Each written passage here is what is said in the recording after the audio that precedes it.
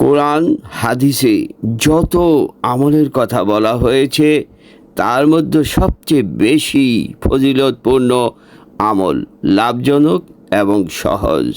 1 number, রাসূল সাল্লাল্লাহু আলাইহি সাল্লামের উপর দরুদ পাঠ করা সালাত এবং সালামের মাধ্যমে।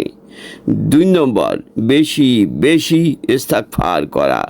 3 নম্বর, ইয়া জাল জালালি ওয়াল ইকরাম। 4 নম্বর, লা হাওলা লা কুওয়াতা ইল্লা বিল্লাহ। 5 নম্বর, লা ইলাহা ইল্লা আনতা সুবহানাকা ইন্নী কুনতু মিনাজ জালিমিন। 6 নম্বর, সুবহানাল্লাহি ওয়ালহামদুলিল্লাহি ওয়া লা ইলাহা ইল্লাল্লাহু আল্লাহু আকবার।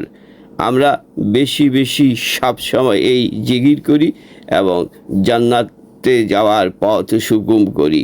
ইয়া জাল জালালি